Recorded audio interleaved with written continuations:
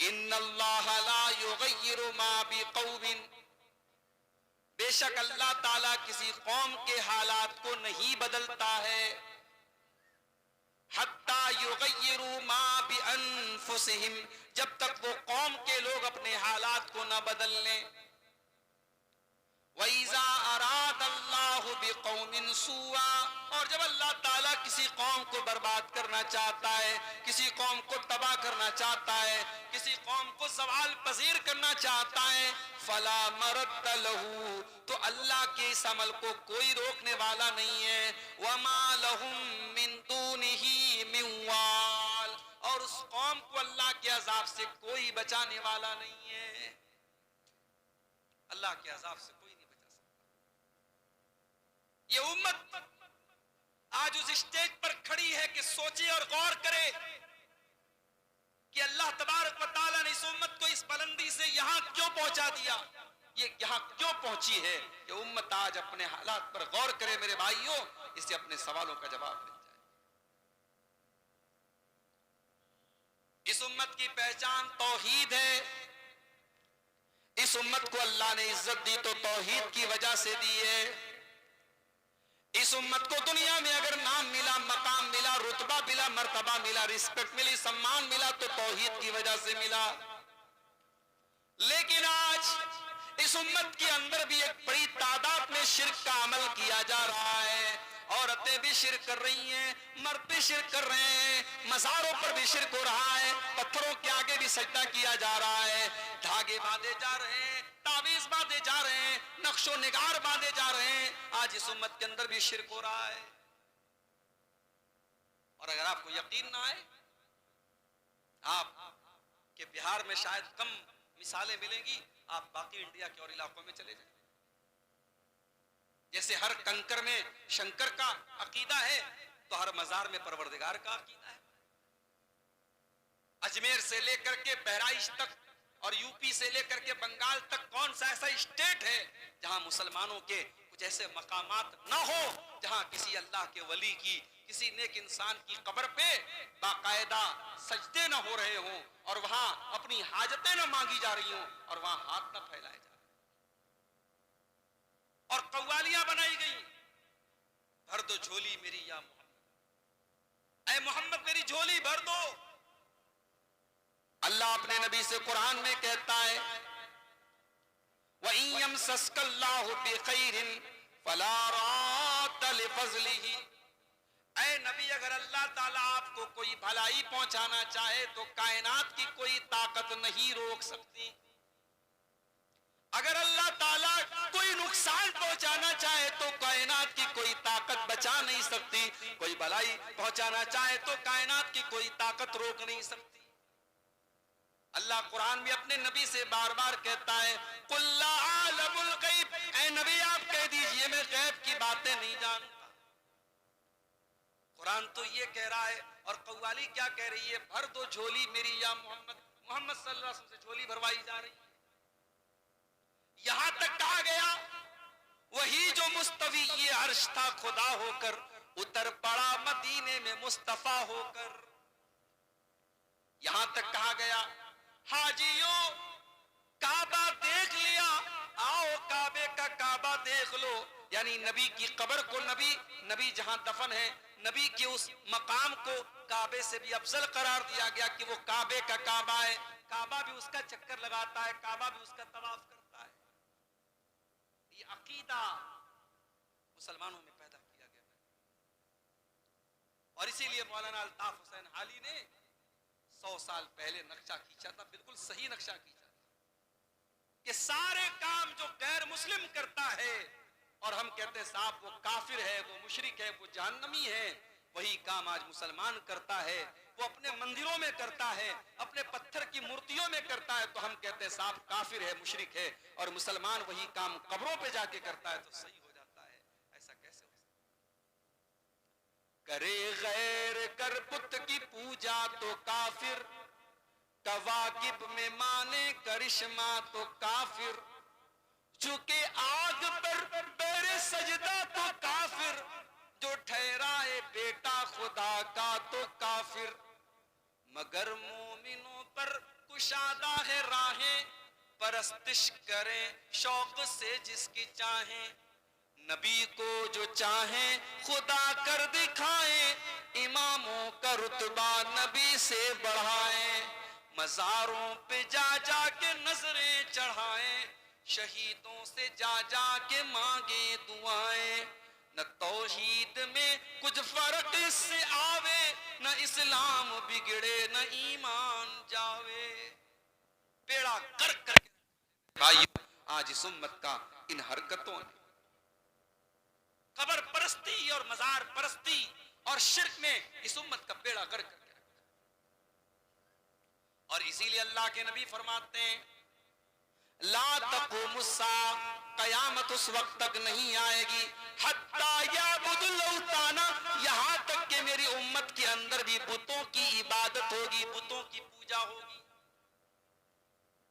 ابھی عارف محمد خان صاحب B J پی کے نیتا ہیں اور گورنر بھی ہیں غالباً کیرل کے گورنر ہیں ابھی ان کا ایک ویڈیو آیا کہ صاحب ایودھیا میں شری رام چندر جی کا جو مندر بنا ہے اس میں وہ جا کر کے ماتھا ٹیک رہے اب صاحب عارف محمد خان صاحب بات کریں گے تو قرآن کی آیتیں بھی پڑھیں گے حدیثیں بھی پڑھیں گے بڑے جانکار ہیں صاحب لیکن چاٹو کاریتا کی حد یہ ہے چمچا گیری کی حد یہ ہے کہ موقع آیا تو غیر اللہ کے آستانے پہ جا کے مندر میں جا کے انہوں نے سر بھی ٹکا دیا ان کی توحید میں کوئی فرق نہیں آیا تو بھائی صاحب توحید اتنی ہلکی چیز بھی نہیں کہ آپ کہیں پر بھی سر جھکا دیں کسی کی بھی جے جے کار کر دیں کسی کے بھی نام کا نعرہ لگا دیں اور آپ کی توحید میں کوئی فرق نہ آئے توحید تو یہ ہے کہ خدا حشر میں کہہ دے یہ بندہ دو عالم سے خفا میرے لیے توحید اس بات کا نام ہے اللہ کو چھوڑ کر کے باقی سارے معبودان باطلہ کا انکار کر دیا جائے کہ اگر عبادت کے لائق کوئی ذات ہے تو اللہ کی ذات ہے توحید کمپرومائز کرنے کا نام نہیں ہے میرے بھائی توحید سمجھوتا کرنے کا نام نہیں ہے توحید اس بات کا نام نہیں کہ گائے بھی گابن ہوتی ہے بیل بھی گابن ہوتا ہے اس کا نام توحید نہیں ہے توحید سچائی کا نام ہے قل هو اللہ احد اللہ الصمد لم یلد ولم یولد ولم یکن له کفوا احد اے نبی آپ کہہ دیجئے اللہ ایک ہے اللہ الصمد اللہ بے نیاز ہے لم یلد اس کا کوئی بیٹا نہیں ولم یولد اس کا کوئی باپ نہیں ولم یکن له کفوا احد اس کے کوئی برابر نہیں یہ ہے توحید قل یا ایھا الکافرون اے نبی آپ کہہ دیجئے کافروں سے لا اعبد ما تعبدون جس کی تم عبادت کرتے اس کی میں عبادت نہیں کرتا ولا انتم عابدون ما اعبد اور جس کی میں عبادت کرتا ہوں اس کی تم عبادت نہیں کرتے ولا انا عابد ما عبدتم ولا انتم عابدون ما اعبد لکم دینکم ولی دین اسلام کمپرومائز کا نام نہیں ہے توحید میں کوئی کمپرومائز انسانیت اپنی جگہ ہے مانوتا اپنی جگہ ہے بھائی چارہ اپنی جگہ ہے توحید میں کوئی کمپرومائز مسلمان توحید میں کمپرومائز کرتا ہے الیکشن کا موقع آتا ہے ہمارے بہت سارے مسلم لیڈرز کہیں پر بھی جا کے سر جھکا لیتے ہیں ان سے کہیں زیادہ اچھے تو ہمارے وزیر اعظم ہیں انہوں نے کم سے کم یہ ثابت تو کیا کہ وہ اپنے مذہب کے لیے مخلص ہیں وہ ڈھونگ نہیں رچتے ہیں کہ صاحب ہم جو ہے مسلمانوں میں جائیں تو مسلمان بن جائیں اور دوسروں میں جائیں تو دوسرے بن جائیں وہ کہتے ہیں صاحب نہیں میں ہندو مذہب کو مانتا ہوں میں اپنی پہچان کے ساتھ یہی ہونا چاہیے صاحب اگر آپ کے نام کے ساتھ خان لگا ہے آپ کے نام کے ساتھ انصاری لگا ہے آپ کے نام کے ساتھ مسلم سرنیم لگا ہے آپ مسلم لیڈر ہیں اور موقع پڑنے پر آپ کسی پتھر کے آگے بھی سر جھکا دیں کسی بھی غیر اللہ کے در پہ جا کے آپ سر جھکا دیں اور کہیں کہ صاحب الیکشن کا معاملہ ہے اور کرنا پڑتا ہے تو نہیں صاحب جدا ہوتی سیاست سے تو رہ جاتی ہے چنگیزی دین اور سیاست الگ نہیں ہے دین کو سیاست سے الگ مت کرو، سیاست کرو مگر دین سے الگ ہو کے مت کرو میرے بھائی. آپ پالیٹکس میں بھی اگر رہیں تو اپنے دین کے اوپر قائم رہیں، اور اگر آپ کی پالیٹکس اور آپ کی سیاست دین سے دور کر رہی ہے تو یہ بہت گھاٹے کا سودا ہے. چھوڑ دو ایسی سیاست، نہیں ضرورت ایسی سیاست. تو توحید میں آج مسلمان بہت برباد ہوا ہے، جبکہ ہماری سب سے بڑی پونجی یہی توحید. ابراہیم علیہ السلام جب اپنے بیوی بچے کو مکہ کی بیابو گیا سرزمین پہ چھوڑ کے جانے لگے، کیا دعا کرتے ہیں؟ کہتے ہیں اللہ ربنا انی اسکنت من ذریتی بواد غیر ذی زرع عند بیتک المحرم ربنا لیقیموا الصلاۃ. اے اللہ اپنی بیوی بچے کو اس بیابو گیا مکہ کی سرزمین میں تیرے گھر کے پاس چھوڑ کے جا رہا ہوں، ربنا لیقیموا الصلاۃ، اے اللہ تو میری اولاد کو توفیق دینا وہ یہاں نماز قائم کرے. اپنی اولاد کی نماز کی فکر کر رہے ابراہیم. اور دوسرے مقام پہ کہتے ہیں رب انہن اضللن کثیرا من الناس، اے اللہ ان بتوں کی وجہ سے بہت سارے لوگ گمراہ ہو گئے ہیں. اے اللہ میری اولاد کو تو بت پرستی سے بچانا. وجنبنی وبنی ان نعبد الاصنام، اے اللہ مجھے اور میری اولاد کو تو شرک سے بچانا، بت پرستی سے بچانا. آج بالی ووڈ کے بڑے بڑے ہیرو جو ہوتے ہیں جن کے اوپر ہم بڑا فخر کرتے، صاحب یہ خان صاحب ہیں، یہ خان صاحب ہیں، یہ خان صاحب ہیں، ان کے یہاں اسلام نام کی کیا چیز ہے؟ گنیش پوجا کا تہوار آتا ہے ان کے گھروں میں گنیش جی کی مورتی رکھی جاتی ہے. دیپاولی کا تہوار آتا ہے صاحب وہ ان کے گھر میں باقاعدہ پوجا ارچنا ہوتی ہے. ہولی کا تہوار آتا ہے پورا پریوار ہولی کھیلتا ہے. نہ دین ہے، نہ حیا ہے، نہ تہذیب ہے، نہ شرم ہے، اور ہم صاحب بڑے فخر ہو رہے ہیں، بڑا فخر کر رہے ہیں، بڑے لٹو ہو رہے ہیں، صاحب مسلمان لوگ ہیں، خان صاحب لوگ ہیں. عامر خان ہیں، ان کی جوان بیٹی بالکل ننگی آدھی ننگی ہو کر کے باپ کے ساتھ فوٹو کھچا رہی ہے. باپ کو کوئی شرم نہیں آ رہی. ایک ابھی بالی ووڈ کی ایک بہت بڑی ہیروئن نے اپنے جوان بیٹے سے پوچھا کہ بیٹا تو کنوارا ہے کہ نہیں، تو کنوارا ہے یا تیرا کنوارا پن ختم ہو گیا ہے، تو اب تک کتنی عورتوں کے ساتھ سویا ہے. یہ ایک جوان بیٹے سے اس کی ماں پوچھ رہی ہے، آن دا کیمرہ پوچھ رہی ہے. یہ کلچر آج ہمارے بالی ووڈ کا ہے، اور ہم صاحب بڑے فخر کرتے کہ ہمارے خان صاحب لوگ ہیں. تو میرے بھائیوں اپنی توحید کی حفاظت، اپنے ایمان کی حفاظت. یہ جو جوتے پڑ رہے ہم کو اسی توحید سے دور ہونے کی وجہ سے جوتے پڑ رہے ہیں. اور واللہ جب تک ہم توحید پر واپس نہیں آئیں گے، جب تک یہ قبروں پر اور مزاروں پر سجدہ کرنا نہیں چھوڑیں گے، جب تک اللہ کی توحید کے در پر واپس نہیں آئیں گے، ہمارے مسائل حل نہیں ہو سکتے. کوئی حکومت، کوئی پارٹی، کوئی ہمارے مسائل حل نہیں کر سکتا. ہمارا اللہ ہم سے ناراض ہے، اور اللہ کو اگر راضی کرنا ہے تو ہمیں توحید کے راستے پر آنا پڑے. 5 ٹائم کی نماز میں ہم 17 بار اللہ سے کہتے ہیں ایاک نعبد و ایاک نستعین، اے اللہ ہم تیری ہی عبادت کرتے ہیں اور تجھ ہی سے مدد مانگتے ہیں. نماز میں تو ایاک نعبد و ایاک نستعین کا اقرار کیا جا رہا ہے، اور نماز کے باہر کوئی یا علی مشکل کشا کا نعرہ لگا رہا ہے، کوئی یا خواجہ غریب نواز کا نعرہ لگا رہا ہے، کوئی یا غوث اعظم کا نعرہ لگا رہا ہے، کوئی دکان کا نام KGN لگا رہا ہے، کوئی اپنے گھر پہ خواجہ غریب نواز لکھ رہا ہے. یہ شرک ہے. اللہ کے علاوہ کسی اور کو غریب نواز کہنا، اللہ کے علاوہ کسی اور کو دستگیر کہنا، اللہ کے علاوہ کسی اور کو غوث اعظم کہنا، اللہ کا حق کسی اور کو دینا، اسی کا نام شرک ہے میرے بھائیوں. اور اللہ کو شرک برداشت. اللہ بہت غیرت والا ہے.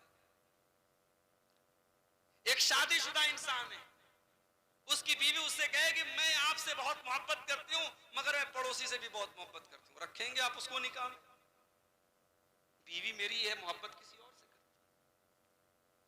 اچھا اگر وہ یہ کہے کہ میں آپ سے بھی محبت کرتی ہوں محبت کرتی ہوں. اگر یہ آپ کی بیوی آپ سے بولے آپ شک کرنے لگیں گے کہ کم بخت ایسا کیوں بول رہی ہے, آپ سے بھی محبت کرتی ہوں, اس کا مطلب کسی اور سے بھی کرتی ہے. بیوی اور شوہر کی محبت میں بھی آپ کو شرکت اور پارٹنرشپ گوارا. میرا اللہ جس نے ہم سب کو پیدا کیا, جو ہمارے دلوں کی دھڑکنوں کو چلا رہا ہے, جو ہماری سانسوں کو چلا رہا ہے, ہمیں کھلا رہا ہے, ہمیں پلا رہا ہے, ہم پر بارش نازل کر رہا ہے, ہم کو سورج کی روشنی دے رہا ہے, ہم کو اناج دے رہا ہے, ہم کو اللہ جلا رہا ہے, کھلا رہا ہے, پلا رہا ہے. ہم اس اللہ کو چھوڑ کر کے, اس کی دھرتی پر رہ کر کے, اس کی آکسیجن میں سانس لے کر کے, اس اللہ کو چھوڑ کر کے کسی اور کے آگے سر جھکائیں, کسی اور کی جے جے کار کریں, کسی اور کے آگے جا کے ماتھا ٹیکے. سوچو میرے بھائی اللہ کتنا ناراض ہوگا. اسی لیے اللہ قرآن میں کہتا ہے ان اللہ لا یغفر ان یشرک بہ ویغفر ما دون ذلک لمن یشاء. میرے بندو, اللہ تعالیٰ تمہارے سارے گناہوں کو معاف کر دے گا مگر شرک کو معاف نہیں کرے گا. اللہ کی عبادت میں کوئی پارٹنرشپ کو اللہ معاف نہیں کرے گا. یہ پہلی وجہ ہے ہماری بربادی کی, ہمارا عقیدہ خراب ہے, ہم شرک کرتے.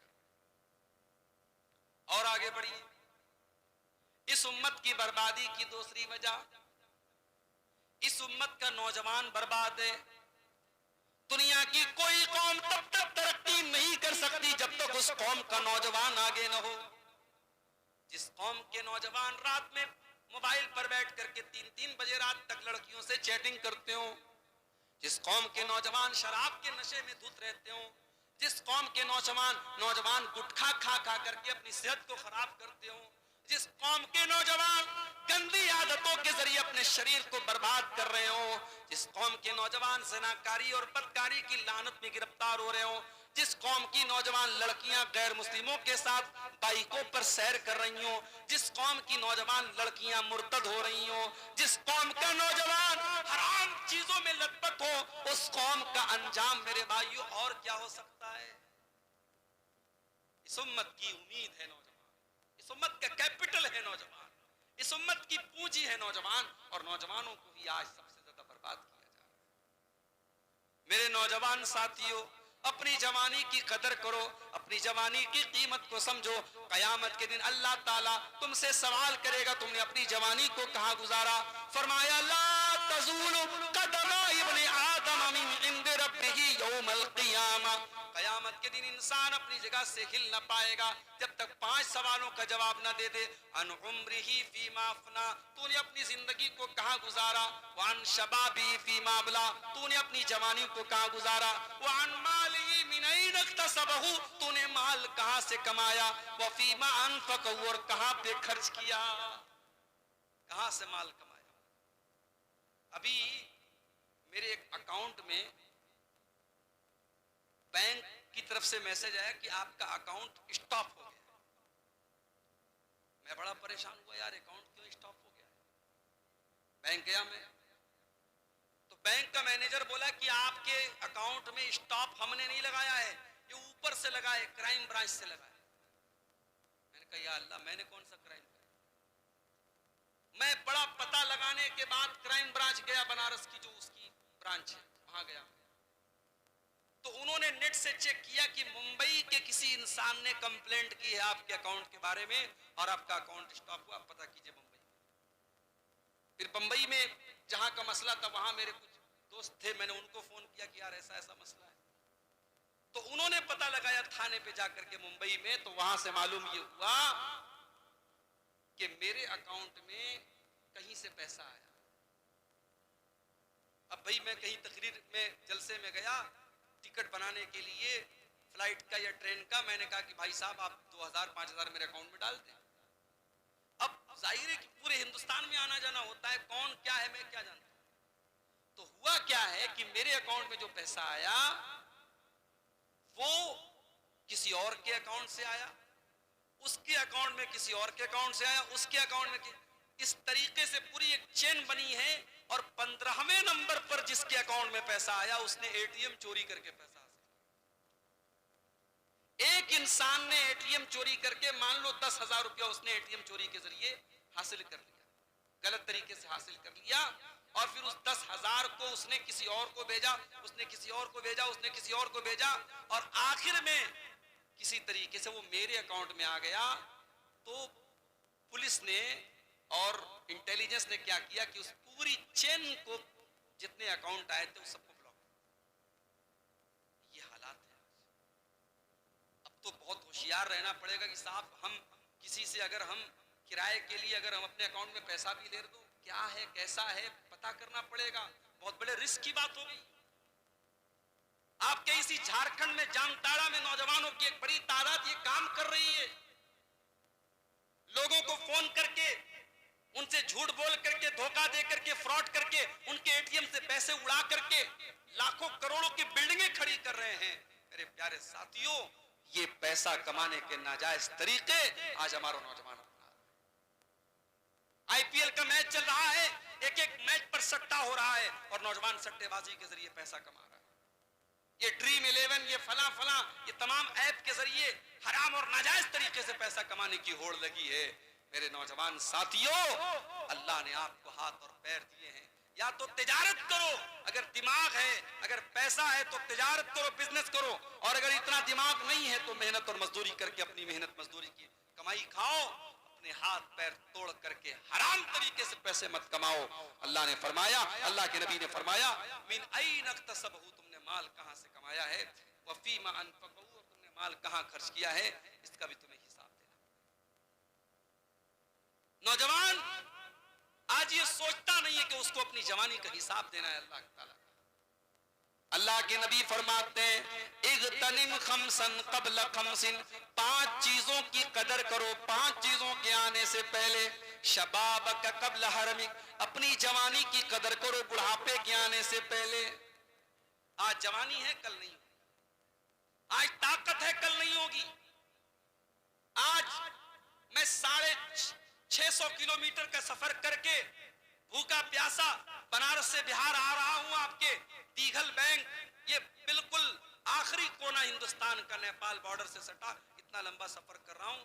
ہو سکتا ہے 10 سال بعد میرے جسم کا اسٹیمنا اس بات کی اجازت نہ.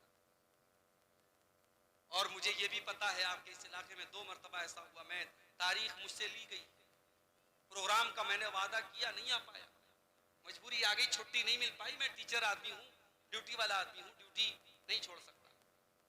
لوگوں نے بات اڑا دی کہ صاحب عبدالغفار صاحب تو بڑے دھوکے باز آدمی ہیں. لوگوں کو کہنے میں تو ٹیکس نہیں لگتا، لوگوں کو کہنے میں دیر نہیں لگتی.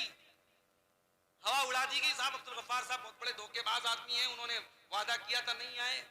عبدالغفار صاحب کی مجبوری کیا تھی یہ تو آپ نہیں جانتے. مولانا جرجیت صاحب کے والد صاحب کا انتقال ہوا ابھی حال ہی میں.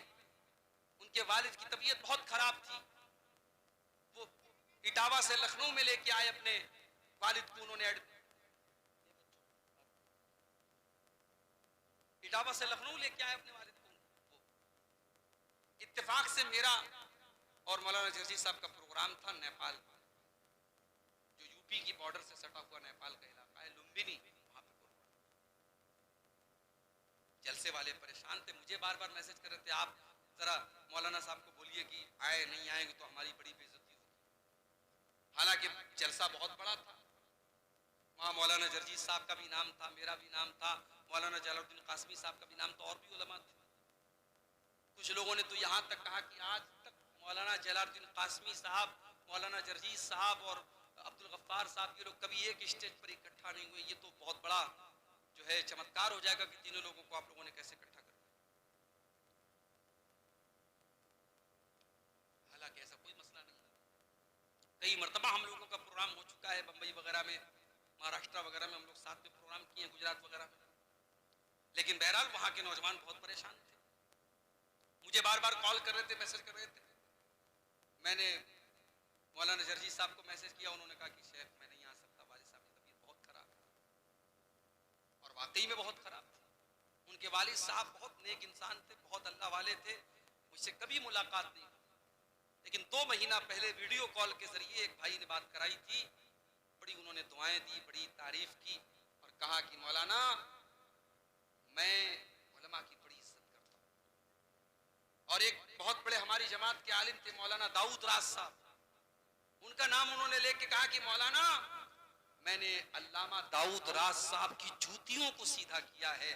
وہ آتے تھے ہمارے اٹاوا میں, ہم ان کی جوتیوں کو سیدھا کرتے تھے, ان کی خدمت کرتے. مجھے بڑا اچھا لگا کہ 80 سال کا ایک بوڑھا تعریف کر رہا ہے اس عمل کی اور فخر کر رہا ہے کہ میں نے علماء کی خدمت کی. معاف کرنا میرے بھائی, آج ہمارے یہ نوجوان, کوئی عالم آتا ہے سیلفی لینا ان کو آتا ہے کہ صاحب ہم سیلفی لے لیں. کوئی مقرر آتا ہے اس کا ویڈیو بنا لے, انٹری ویڈیو بنا لے, اس کے ساتھ فوٹو کھینچانے کا تو بڑا شوق ہے. مگر علماء کی عزت کیا ہوتی ہے, علماء کا احترام کیا ہوتا ہے, علماء کی خدمت کیا ہوتی ہے, یہ ہمارے نوجوانوں کو نہیں پتا ہے. مولانا جرجیت صاحب کے والد کا جملہ آج بھی میرے کانوں میں گونجتا ہے. انہوں نے کہا کہ میں نے علامہ داؤد راز صاحب کی جوتیاں سیدھی, اور مجھے بتایا لوگوں نے جب اٹاوا میں کوئی عالم آتا تھا, مولانا جرجیت صاحب کے والد حافظ الیاس صاحب رحمۃ اللہ علیہ اپنے گھر میں دعوت دیتے تھے, کھلاتے تھے, پلاتے تھے, گفٹ دیتے تھے. یہ قدر کرتے تھے علماء کی, عزت کرتے تھے علماء کی. تو میرے بھائی مجبوری آ سکتی ہے, ان کے والد کی طبیعت خراب ہے, وہ کیسے آئیں؟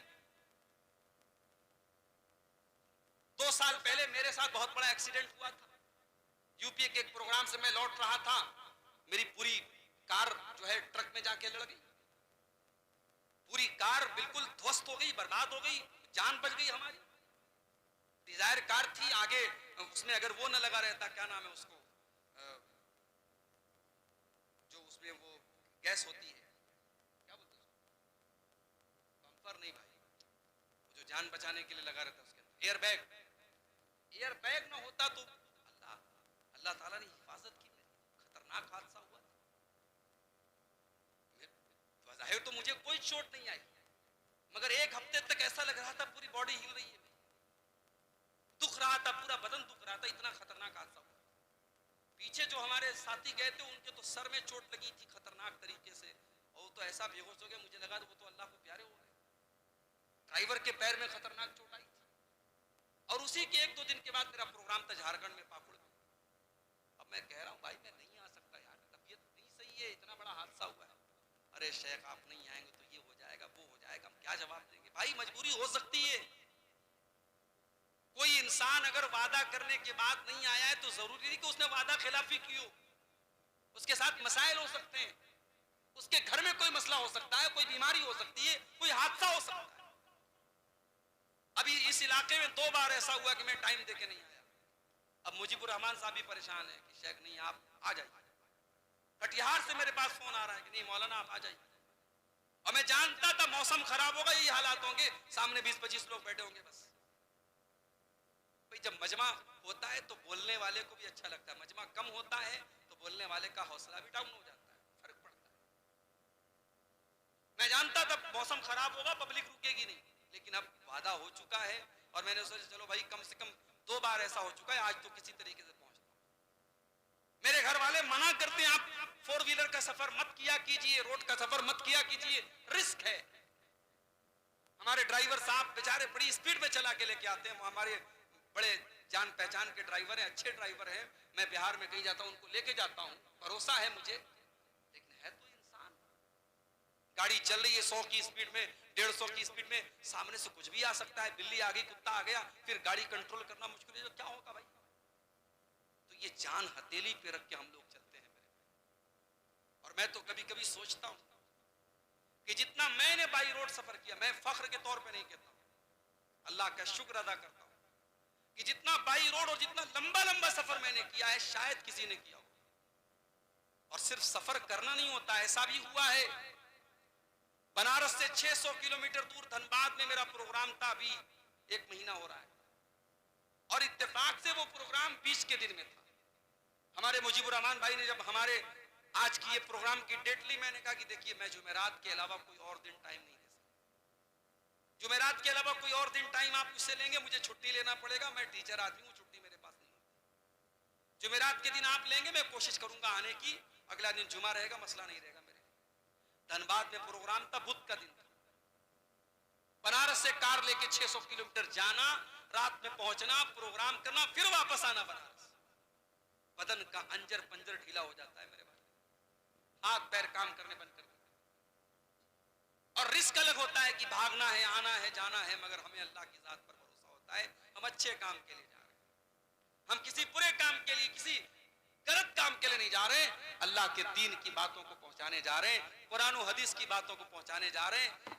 سینکڑوں اور ہزاروں لوگوں میں کسی ایک انسان نے عمل کر لیا تو شاید یہی اللہ تعالی ہماری نجات کا اور ہماری حفاظت کا ذریعہ بنا دے، اور یہی وجہ ہے اللہ حفاظت کرتا ہے، ورنہ اتنے بڑے بڑے سفر ہم کرتے ہیں، کتنے حادثے لوگوں کے ساتھ ہو جاتے ہیں، مگر اللہ تعالی ہماری حفاظت کرتا ہے۔ میرے بھائیوں، یہ اللہ کا کرم ہے، اس کی توفیق ہے، اس میدان کی برکت ہے، دعوت کے میدان کی، اور لوگوں کی دعائیں۔ واللہ بڑی خوشی ہوتی ہے میرے بھائیوں جب میرے پاس کسی کا فون آتا ہے، مولانا میں رات میں آپ کی تقریروں کو سن کے سوتا ہوں۔ ایسے نوجوان مجھ سے ملتے ہیں، کہتے ہیں مولانا میری ماں آپ کی تقریر سنے بغیر نہیں سوتی ہے۔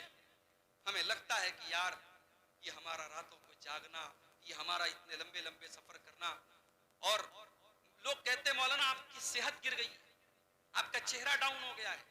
پچھلے رمضان کے پہلے میں نے کتنے سفر بائی روڈ کیے، میری صحت پر خطرناک اثر پڑا، لوگوں نے صاف کہہ دیا کہ آپ کی صحت بہت گر گئی ہے۔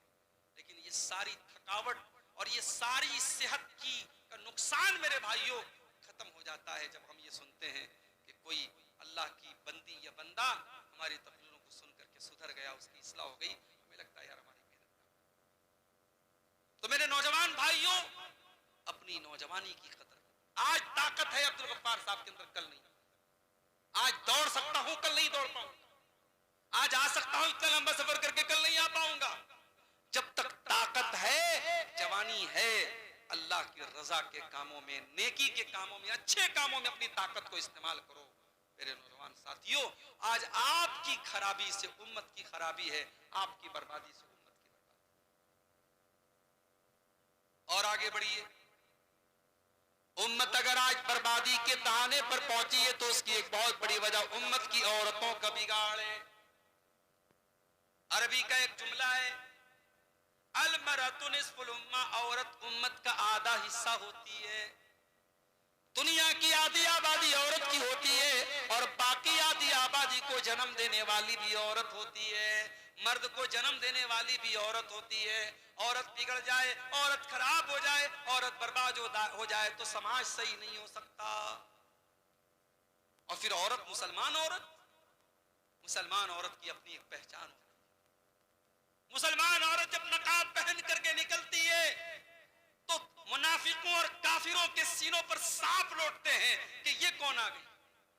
اس کے نقاب سے سب سے زیادہ تکلیف ہوتی ہے تو اسلام کے دشمنوں کو تکلیف ہوتی ہے۔ اسی لیے اللہ قرآن میں کہتا ہے، یا ایھا النبی قل لازواجک وبناتک ونساء المؤمنین یدنین علیہن من جلابیبہن، اے نبی اپنی بیویوں سے کہہ دیجئے، اپنی بیٹیوں سے کہہ دیجئے، اور تمام مومنہ عورتوں سے کہہ دیجئے، یدنین علیہن من جلابیبہن، جب وہ اپنے گھر سے نکلا کریں تو اپنے اوپر جلباب ڈال لیں، اپنے اوپر نقاب ڈال لیں، اپنے اوپر برقع ڈال لیں۔ ذالک ادنیٰ ان یعرفن فلا یؤذین، یہ نقاب ان کی پہچان بن جائے گا، یہ برقع ان کی پہچان بن جائے گا۔ مسلمان عورت کا برقع اس کی پہچان ہے میرے بھائی۔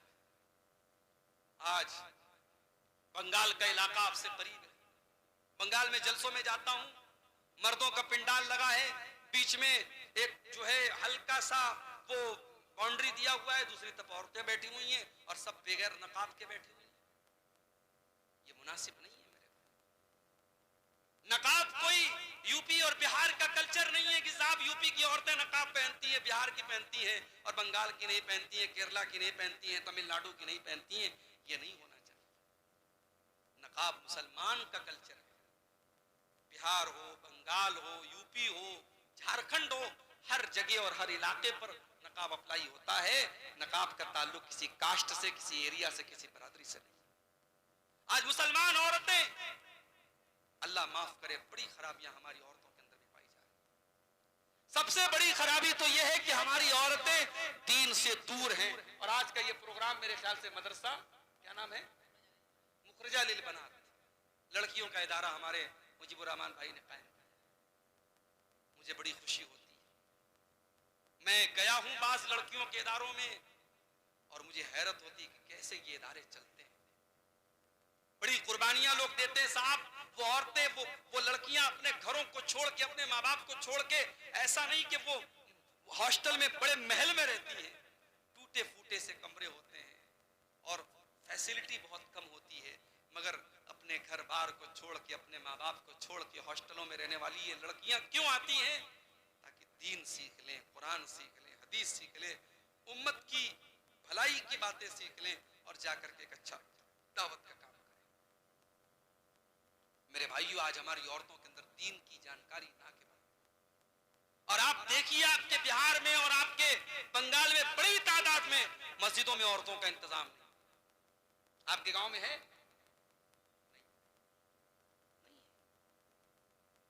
ایسا نہیں ہے کہ گاؤں میں پیسہ نہیں لوگوں کے پاس, مسجد بنا سکتے ہیں تو کیا عورتوں کو اس میں نہیں بنا سکتے؟ حساب کتاب بالکل بنا سکتے. جھارکھنڈ میں ایک جگہ پڑتی ہے لال بٹیا, وہاں پہ بہت شاندار مسجد تھی.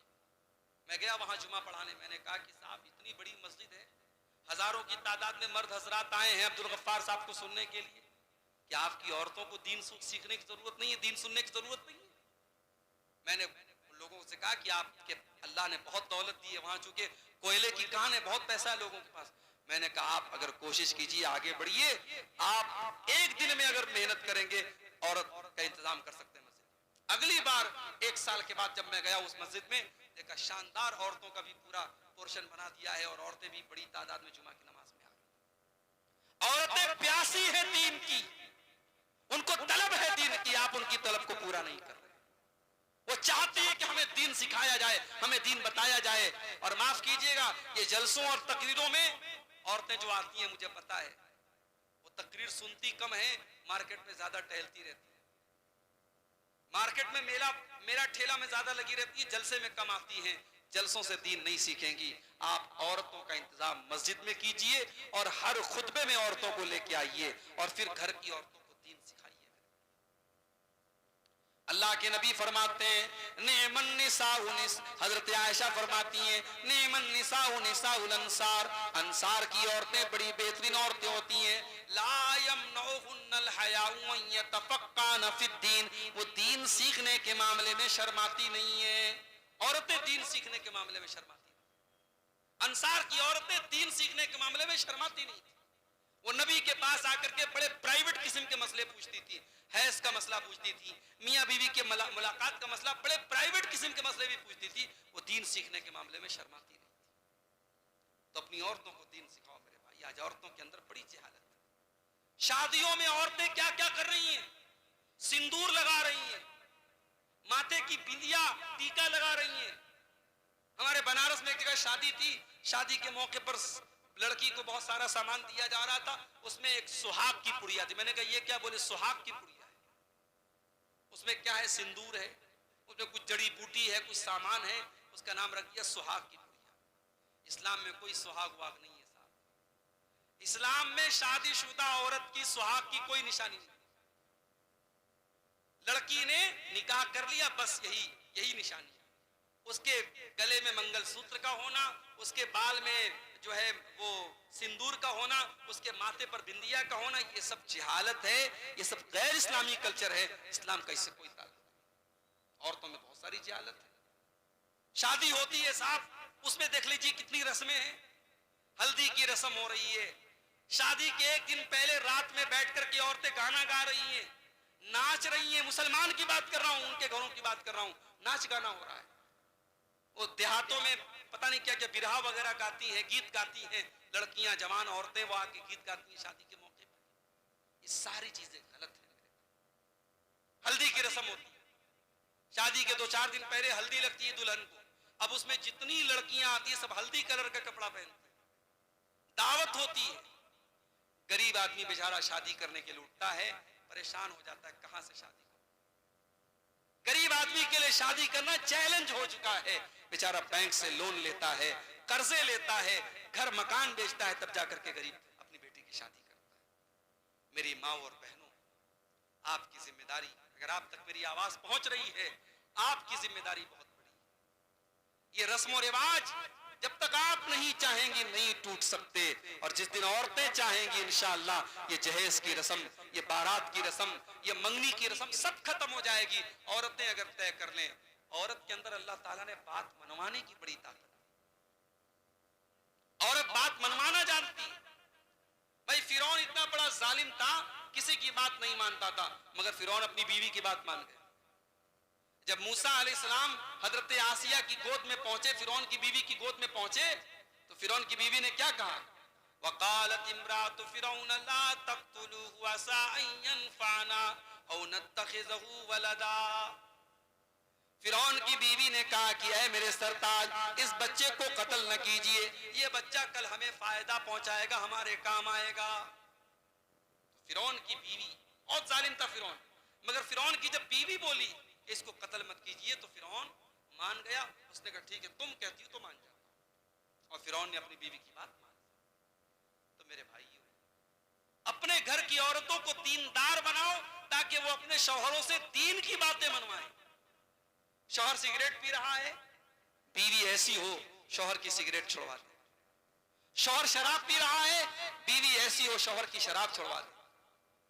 شوہر غلط کام میں لگا ہوا ہے، بیوی ایسی خوبصورت اور ایسی شوہر کی قدر کرنے والی اور خدمت کرنے والی ہو کہ بیوی کے رہتے ہوئے شوہر کو کسی اور کی نہ ضرورت پڑے نہ خیال آئے، بیوی ہو تو ایسی۔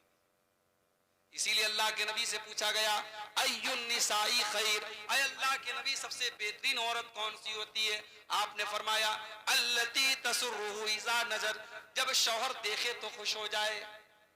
بیوی ایسی ہو شوہر دیکھے تو خوش ہو جائے۔ آج یہ بڑا مسئلہ ہے ہمارے گھروں میں، شادی شدہ عورتیں ہوتی ہیں، جلسے میں جانا ہے میک اپ کر کے جائیں، پروگرام میں جانا ہے میک اپ کر کے جائیں گی، شادی میں جانا ہے سج سنور کے جائیں گی، کسی پروگرام میں جانا ہے بہترین کپڑے پہن کے جائیں گی۔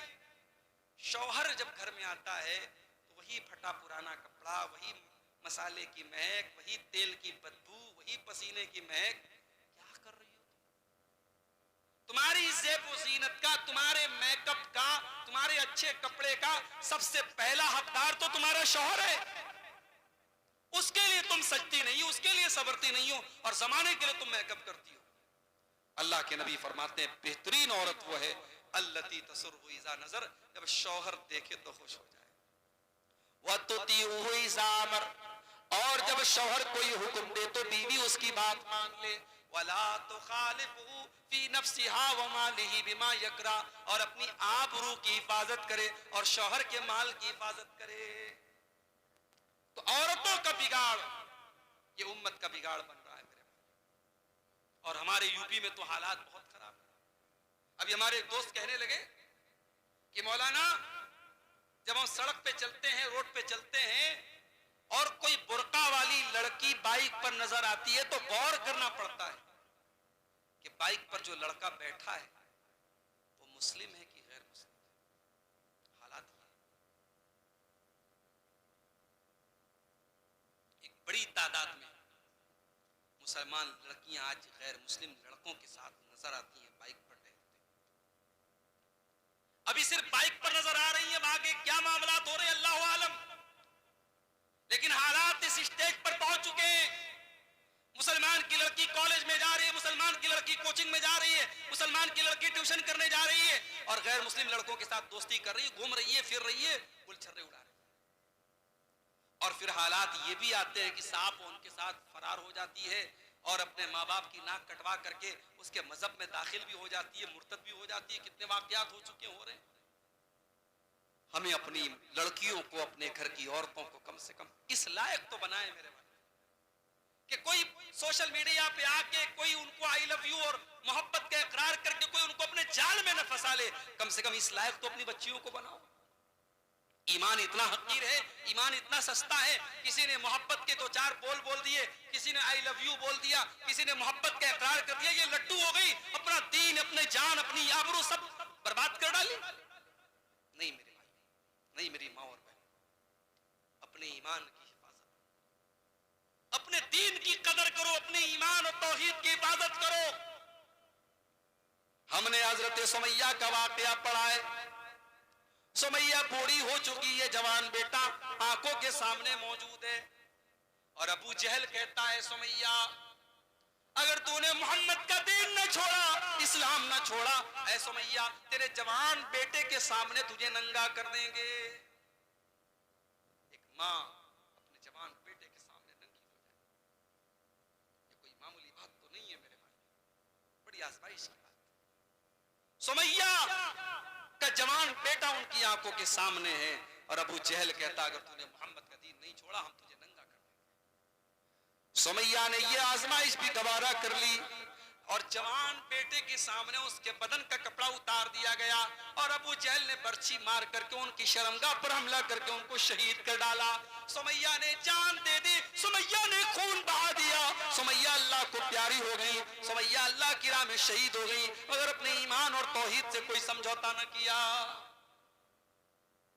جنگ احد کے میدان میں ایک عورت آتی ہے، اس کا بیٹا شہید ہو چکا ہے، بیٹے کی لاش پڑی ہے، عورت جنگ کے میدان میں آتی ہے اور چہرہ ڈھانک کر کے آتی ہے۔ کسی نے کہا اماں تیرا بیٹا تو شہید ہو چکا ہے، اے اماں تیرا بیٹا تو شہید ہو چکا ہے اور تو چہرہ ڈھانک کر کے میدان میں آتی ہے، تجھے آج اس موقع پر بھی پردے کی پڑی ہے، اپنا چہرہ ڈھانپنے کی پڑی ہے۔ عورت کہتی ہے انی رضیت ابنی ولم ارضى حیائی، وہ لوگوں میں نے بیٹے کو کھویا ہے، میں نے شرم و حیا کو نہیں کھویا ہے، میرا بیٹا گیا ہے، میری شرم و حیا نہیں گئی ہے، میرا پردہ نہیں گیا ہے۔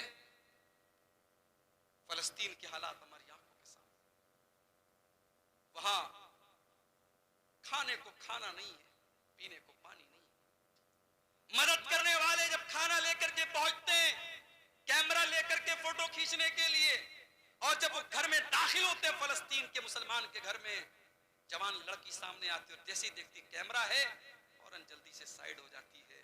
کیمرے کے سامنے آنا، اپنے چہرے کو کسی غیر محرم کو دکھانا، اس مصیبت کی اور تکلیف میں ٹائم میں بھی فلسطین کی عورت کو گوارا نہیں ہے۔ میری ماں اور بہنوں، وہاں کی عورتیں ہمیں سبق دے رہی ہیں، ہمیں پیغام دے رہی ہیں کہ اپنے پردے کی حفاظت کرو، اپنی شرم و حیا کی حفاظت کرو۔ اور میں اکثر کہتا ہوں اپنی تقریروں میں کہ عورت کا جنت میں جانا بہت آسان ہے، اور صرف 4 کام کر لے وہ جنت میں ہو جائے۔ اذا صلت المرأة خمسها وصامت شهرها واتات زوجها واحسنت فرجها، عورت 5 ٹائم کی نماز کی پابندی کرے، رمضان کا روزہ رکھے، شوہر کی خدمت اور اطاعت کرے، اور اپنی آبرو کی حفاظت کرے، اپنی شرمگاہ کی حفاظت کرے۔ اللہ کے نبی فرماتے ہیں دخلت من ابواب الجنت شات، ایسی عورت جنت کے جس دروازے سے چاہے وہ جنت میں جا سکتی ہے۔ عورتوں کا بگاڑ بھی اس امت کی تباہی کی بہت بڑی وجہ ہے۔ ایک اور وجہ ہے اس امت کی بربادی کی، مال۔ لکل امت فتنہ وفتنۃ امتی المال، ہر امت کا فتنہ کوئی نہ کوئی فتنہ ہوتا ہے، اور میری امت کا فتنہ مال۔ مال کما لیا انسان نے تو سمجھتا ہے کہ صاحب ہم تو فرعون کے بھی باپ بن گئے۔ 4 پیسہ جس کے پاس آ گیا، وہ شبینہ ادیب کا شعر ہے نا، جو خاندانی رئیس ہیں مزاج رکھتے ہیں نرم اپنا، جو خاندانی رئیس ہیں مزاج رکھتے ہیں نرم اپنا، تمہارا لہجہ بتا رہا ہے تمہاری دولت نہیں۔ لہجہ بتاتا ہے میرے بھائی۔ بڑے بڑے کروڑ پتی ارب پتی بھی رمضان میں عمرہ کرنے آپ جائیں، افطار کٹ بانٹ رہے ہیں وہاں مکے میں مدینے میں، کروڑ پتی، مگر صاحب حاجیوں کی خدمت کرے، عمرہ کرنے والوں کی خدمت کرے، کوئی غرور نہیں، کوئی تکبر نہیں۔ یا تو صاحب 4 پیسے کے آگے باپ سے آدمی تمیز سے بات نہیں کرتا، ماں سے تمیز سے بات نہیں کرتا۔ اسی لیے اللہ قرآن میں جب قارون کا واقعہ بیان کرتا ہے تو قارون کے بارے میں اللہ کہتا ہے کہ اے قارون کان کھول کر کے سن لے، اللہ نے تجھ کو دولت دی ہے، تو اپنی دولت کے ذریعے آخرت کی تیاری کر۔ وَابْتَغِ فِي مَا آتَاكَ اللَّهُ الدَّارَ الْآخِرَةَ وَلَا تَنْسَ نَصِيبَكَ مِنَ الدُّنْيَا، اے قارون اپنی دولت کے ذریعے تو آخرت کی تیاری کر۔ ہاں دنیا میں جو تیرا حق ہے تو اس کو مت بھول، لیکن آخرت کی تیاری کر۔ اللہ نے اگر آپ کو مال دیا ہے میرے بھائی، اپنے مال کے ذریعے آخرت کی تیاری، مال کو بربادی کا ذریعہ مت بناؤ، مال کو تباہی کا ذریعہ مت بناؤ، مال کے ذریعے آخرت کی تیاری۔ سب ठाट पड़ा रह जाएगा। जब लाद चलेगा बंजारा, कब्र की मिट्टी में न माल काम आएगा, न तिजोरी काम आएगी, न बैंक बैलेंस काम आएगा। वहां काम आएंगे तो आपके नेक अमल काम आएंगे। आपने अल्लाह की राह में जो किया होगा, जो खर्च किया होगा, जो नमाजें पढ़ी होंगी, जो नेकी की होगी, वही काम आएगी। मेरे प्यारे साथियों, माल आज हमें और आपको बर्बाद कर रहा है।